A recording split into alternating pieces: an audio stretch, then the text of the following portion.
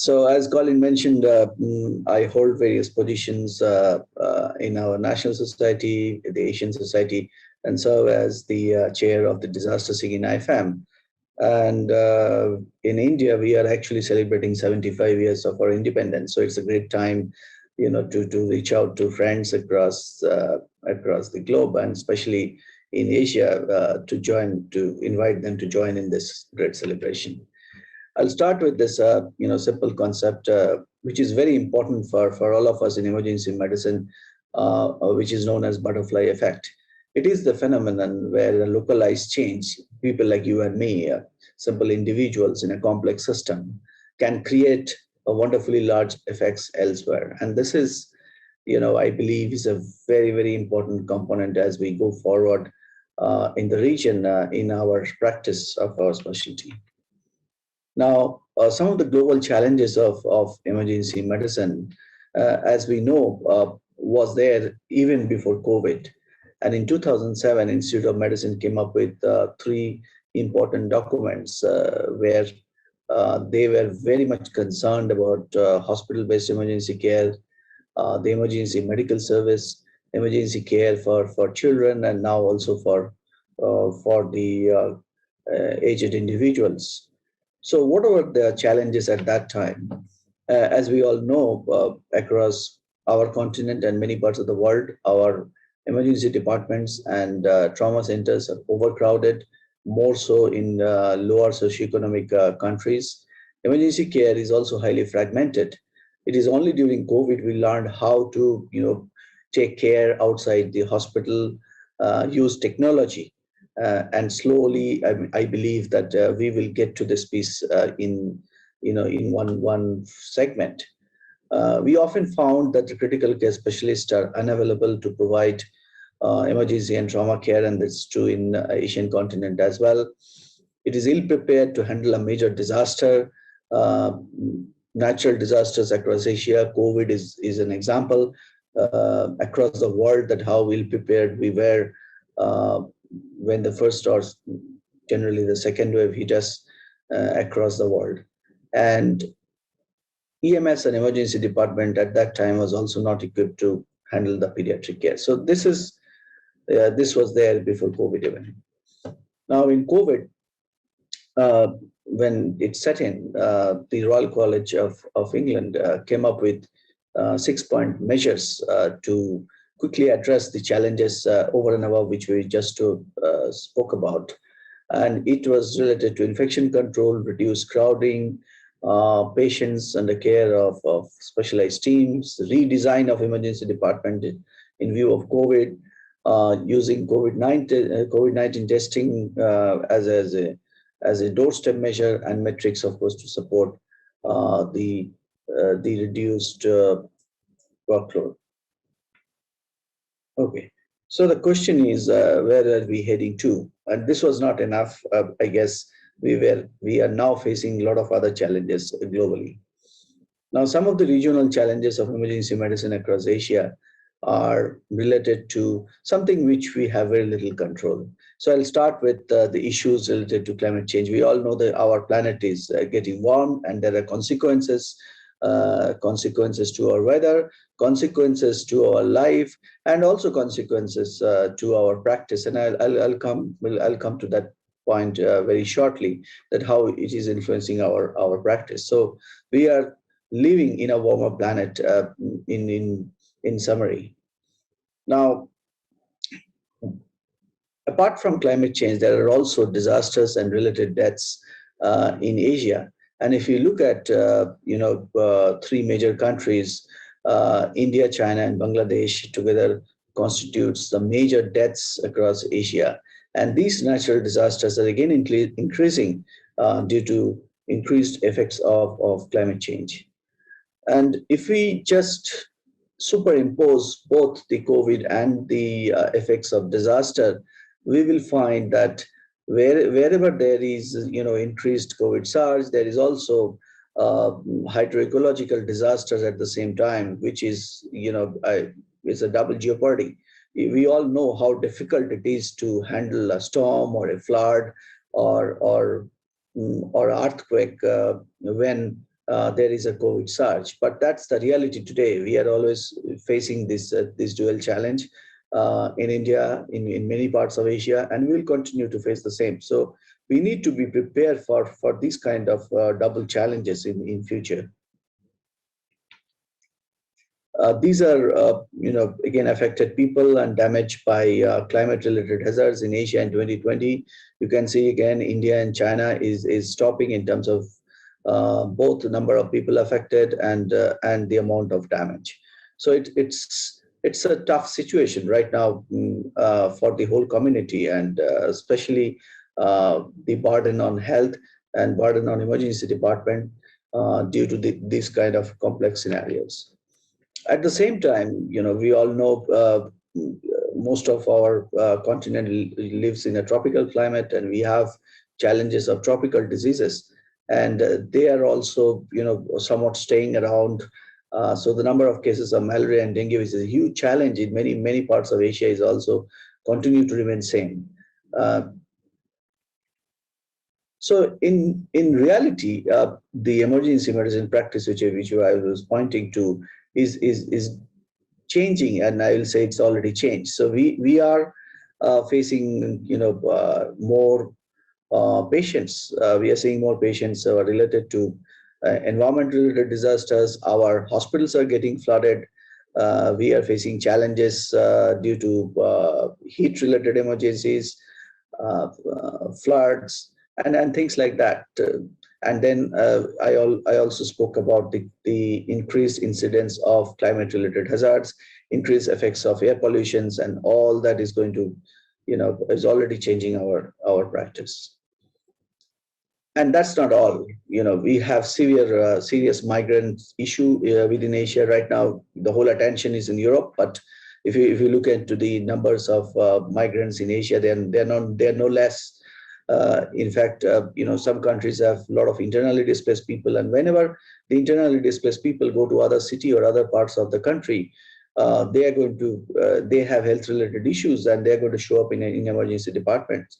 And most of the time, they don't have the usual health coverages and ability to pay for their care, which is again a challenge in our day-to-day practice.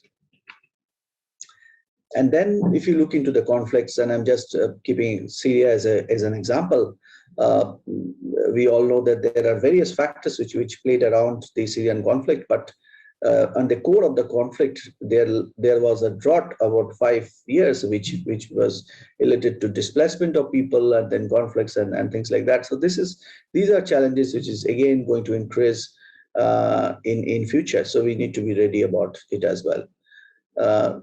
And last but not least, about undernutrition and issues with health security and food insecurity is going to crop up. And if you see the situation in Asia in terms of number of undernourished people is very high, and these are the people who are going to succumb or suffer from infections and other ailments compared to their counterparts. So we need to be ready for that as well.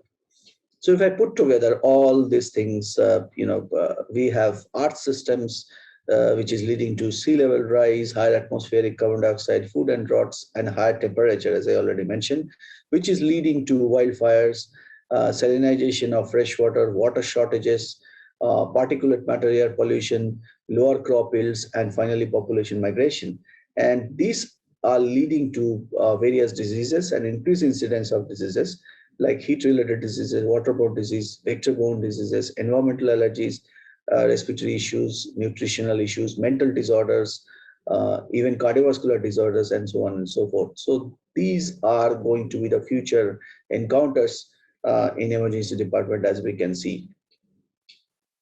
So in future, we're going to see more heat-related illness, cardiovascular failure, mental health impacts, injuries, asthma, malaria, dengue, as I just spoke about, vector-borne diseases like cholera and allergic disorders. So this is going to be, the future patient list, if I may say, and we need to be prepared for that. Now, quickly, I want to review the Asian emergency medicine. Where are we?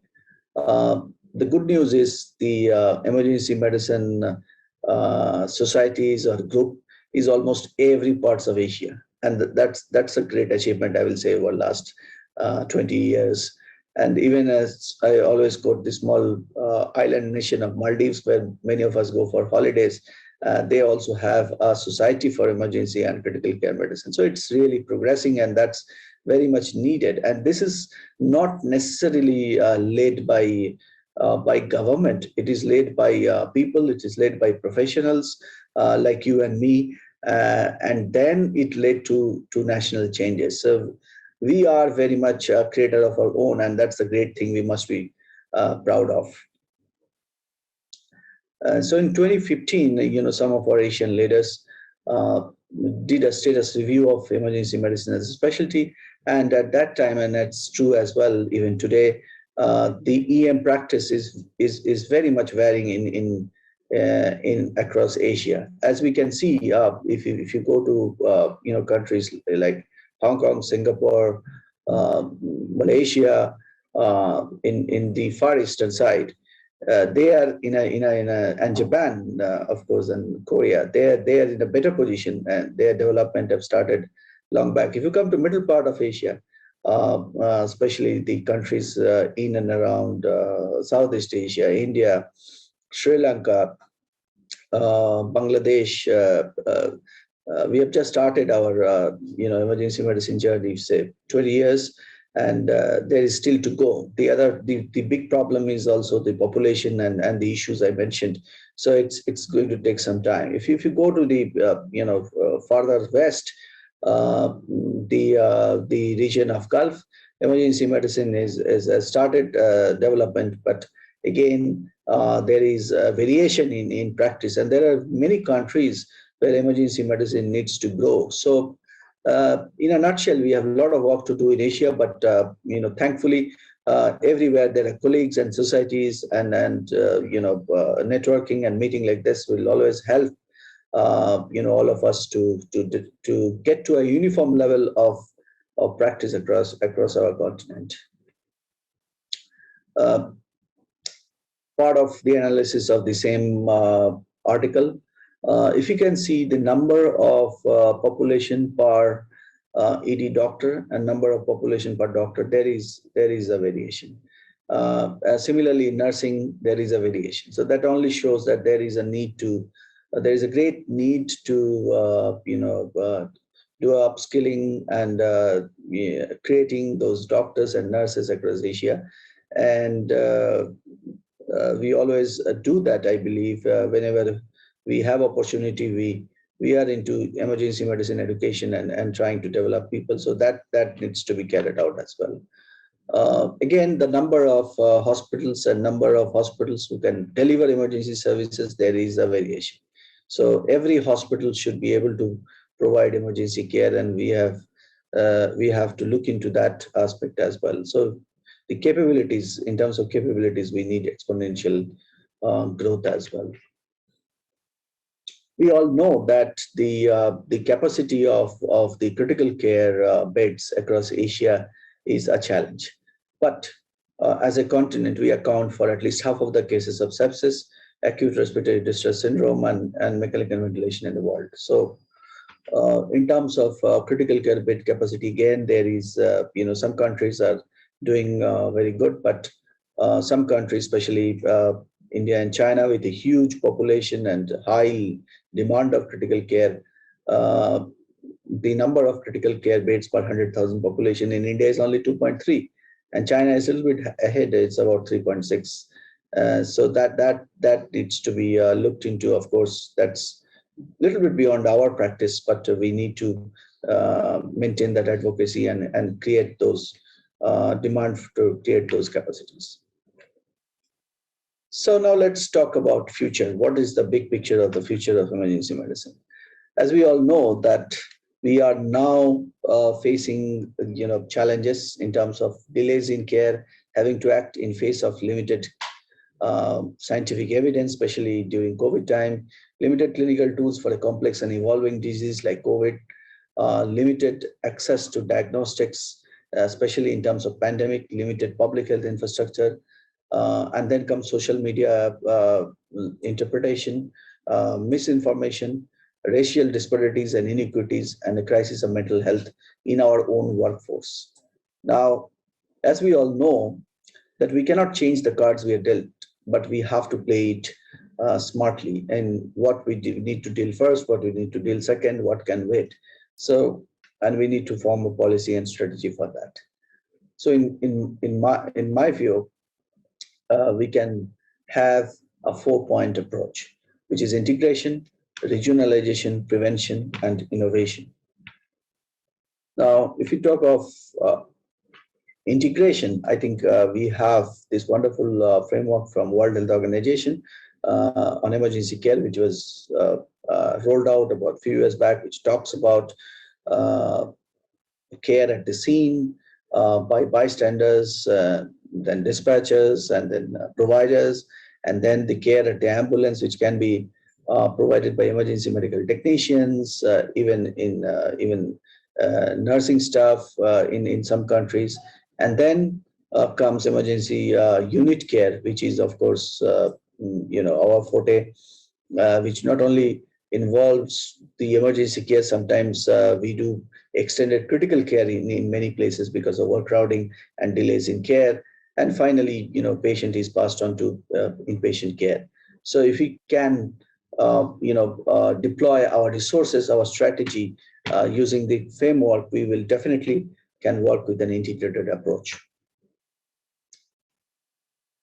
But again, there are issues which are emerging lately, like this case in Japan. Japan is, the population is aging. So Japan's practice of uh, emergency care is shifting from critical care and trauma to medical and surgical conditions involving the elderly. And this can happen in many other countries as well. So we need to also closely watch the demographic shifts and prepare our departments, our skills and our capabilities according to that demographic shift. We also need to use a lot of technology to integrate this care. And this is an example. This is an example from an African setup where a simple software called Flare did a remarkable job in terms of timing of responses has been cut by 73% in in a resource poor setting. And this is not a nationally led effort. This is not a typical 911 service. This is a simple use of technology which can create wonders. And there are many countries in Asia which are resource poor, and deployment of technologies is very, very important, especially pre-hospital setup, to reduce the response time and have a better outcome. In terms of regionalization, I think we have again the updated framework of quality and safety, and we all accepted that within all countries, patients in emergency department will have the right personnel with the right decision making, with the right approach and right environment. But does this happen? The answer is, no. In many parts of the world, it does not happen, and this failure, to failure to designate staff in emergency care areas, failure to train the frontline providers, and failure to create an emergency care system can cost life and will cost life, even where the life-saving resources are already available somewhere in the system. And I give this example from the city which I am born. This taxi driver was lying in the same position for 8 hours after a flyover collapse because we did not have the equipments at the place where it was required. And then finally, the equipment came after 8 hours, and we could extricate this uh, person. So this is an example of how the failure to allocate resources in an appropriate place can results in a catastrophe and can cost lives. Now, how do we do that? Across Asia, I think there are efforts to join hands. The critical care colleagues have already formed critical care networks using 42 units in 9 countries, and they are sharing their protocols, and they are trying to help each other. In in emergency medicine, again, there is efforts in involving some of the countries on in research in two areas, resuscitation and trauma. So there is PAROS and PATOS, who are again coming up with the regional research, and this kind of regional research is very, very important, because what applies in Hong Kong may not apply in India, what applies in Thailand may not apply in Malaysia. So we need to have a regional approach. And this is an example of one study of the PADOS group, which came up with the 3 years of study on multicenter on trauma patients who experienced delay, likely to have poorer functional outcomes in the countries they have studied. So and that led to a lot of advocacy to the policymakers to reduce the pre-hospital delays in respective countries. So this kind of research and regional position paper is the need of the hour, and I will appeal that every one of us should do our part to come up with these kind of position papers or research papers. So in terms of prevention, I guess I'm always reminded by Louis Goldfrank, who said every patient who presents to the emergency department represent a failure of the public health system. So what to do? I think some of us, and sometime we have to do some public health advocacy, and there are some great examples across Asia. This is an example from Vietnam, who did a 9-year intervention on motorcycle helmet campaign, and this helmet campaign was for children. As you know, and those of you who have traveled to Vietnam, they have got high number of two-wheelers, and these two-wheelers are mainstay of transport, and and that led to a lot of road traffic injuries involving kids. And this is when the people of Vietnam and the government of Vietnam came up with a helmet campaign, and that had led to a remarkable reduction in the mortality and morbidity in kids. So I guess that these kind of efforts should be also led by our colleagues, by our friends, and the community we serve. In India, as we know, there are high numbers of cigarette smokers, and this is unfiltered cigarette, cheap, readily available, and this particular substance is causing a lot of issues in adults as well as many young kids. So I came up with a very strong campaign and appeal to the government that this should be banned, and they were using social media to sell this. And these are issues which may not be directly related to our practice, but ultimately, if the burden of non-communicable diseases increases because of such habits, it is going to put pressure on our system as well. So I think we have a great role in prevention as well, and public health advocacy. And finally, I would come to innovation. Innovation, as we heard this morning, is sweeping our society, our science, as well as our practice. So I'll start with drones, because drones hold a great position in terms of emergency care delivery. And in a resource poor country like Rwanda, drones are used in delivery of blood bags, and that had reduced the maternal mortality to a great extent. Current applications are being studied for include delivery of defibrillators in response to out-of-hospital cardiac arrest, blood and blood products such as in Rwanda, and in response to trauma, it can be delivered, and rescue medications. And it can be also used for active search and rescue operations in disasters, in mass casualty events, in difficult terrains where it is difficult to access using the normal search and rescue methods. In fact, if you can deliver medicines, defibrillators, and important products which can save lives, reduce morbidity, that is and one step ahead to the universal health care, which is access to every individual on this planet and equal and effective health care. So drone has a great future in medicine as well as in emergency medicine. Um, then I think the next big thing in emergency medicine is, of course, artificial intelligence. There are many tools which are getting studied across the world, across Asia.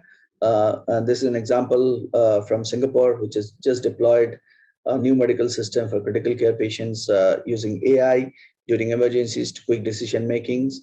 And there are various studies which are listed, which are currently being published and getting studied on various applications on using artificial intelligence in emergency medicine. So if you look at the distribution of artificial intelligence scope in emergency medicine, majority of the applications are in prediction of sepsis, prediction of COVID, prediction of myocardial infarction and things like that. But also there are applications in diagnosis, triage, in radiology, and also in pre-hospital care. So this space is definitely holds the future. And because as we know, we are always in a setting which is constrained by time, resources, and sometimes people. So artificial intelligence can play a big role and can be a big adjunct in our future practice. In India, we are doing currently a study on low-cost wearables to detect early detection COVID-19. This is an extension of a study which is done in Oxford, and we are currently testing in India to to screen patients just by uh, vital signs and symptoms using artificial intelligence. So if this is successful, I think the practice of emergency medicine, especially to handle COVID and COVID surges, will be changed, and they will be very effective and helpful as well. So as we sell to our future, I would like to remind myself of 5 keywords. Okay, the first keyword is coming from this study, which studied the culture styles and ranked them by industry. So if you look into healthcare, of course, we are very much concerned about our results. We are very much concerned about caring of our people. But if you look into number 3, we are always driven by a purpose. So just compared to other industries, we are purpose driven. And especially in emergency medicine, we are always driven by a purpose to serve people, purpose to do something greater, purpose to lead by example. And so the first keyword I'd like to remind myself and all of you is remember the purpose. The next 3 keywords come from the theme of the Asian Congress of 2011, which is very much relevant right now. And these 3 keywords are lean, safe, and seamless. And that's what we are struggling for right now. We have understood the importance of lean functioning for many years, but we have understood it more during COVID time. Safety and seamless function was always important. It is important right now in view of the pandemic we are facing, and it is going to be important in future also. And finally, I will say that our future is in our hands. And this is the last time we met in Delhi, the leadership across Asia. And I hope that in future we'll be able to meet again and plan our strategy and again lead by example for our future, for our continent, and for our people. And I'd like to end by quoting Charles Darwin, who said, "It is not the strongest of the species that survives, not the most intelligent, but the one who are most responsive to change." I believe we in emergency medicine are most responsive to change. Thank you very much. Tamarish, thank you very much indeed for that extremely broad and comprehensive talk on emergency medicine in Asia. That was wonderful. Our audience now is over 100. Welcome again to all of you who have joined us during Tamarish's talk. Please feel free to stick your questions into the chat.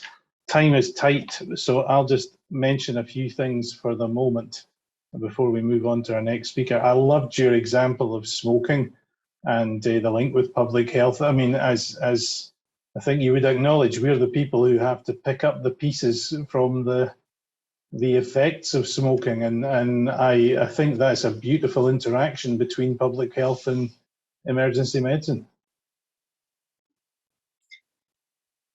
Right, and not only patients, in India, we found a lot of our colleagues are also smoking, and we are trying to advocate, and no smoking campaign in our colleagues as well, Yeah, thankfully in Hong Kong we've got mostly past that, but I know in other countries around our part of the world that's still a big issue.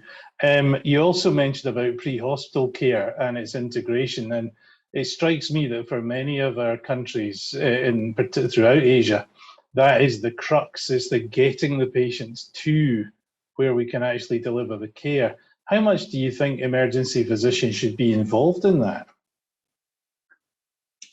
I think we have a bigger role to play because, as I mentioned, that 911 like system doesn't exist in major parts of our continent, and the vehicles which carry patients, they can be hardly labeled as ambulance. So it is an emergency department-led initiative, campaign, training, which is leading to this change in many regions and states, which I've seen even in India. And that led the government to think about to create a state-based service or a nation-based service. And now with the addition of technology, which I have mentioned, can do this in a much, much faster and quicker way. Mm-hmm. Long may that continue. And finally, I'll just mention one thing and just ask you a quick question on it. You mentioned and showed that very interesting graph from Japan about the increasing ambulance attendances and the decrease in trauma. We've already seen that demographic change in Hong Kong as well. We vie with Japan every year to see who has the oldest patients. And certainly, I count the other day when I did our ward round in our admissions ward, I calculated the average age of the patients on the male side, and it was 77. That was the mean.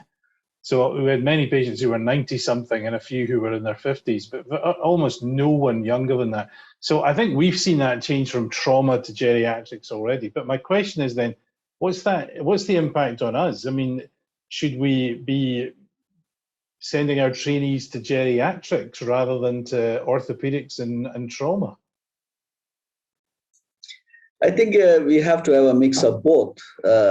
In many parts of Asia, the geriatric training is sadly missing. In fact, there is no doctor to care of the geriatric age group. It's a problem with medicine, not just with emergency medicine, and we have to continue to watch out this space. Can't agree more. And I think the other thing I would add to that is simply, and again, we're at the start of this journey in Hong Kong as well, is the integration of other members of the healthcare team, the physios, the OTs, the specialist nurses, to try and have a multidisciplinary input to these patients' care. It's definitely evolving fast. Tamarish, thank you so much for joining us this morning. That was wonderful. And we will now move on to our next speaker, but thank you again.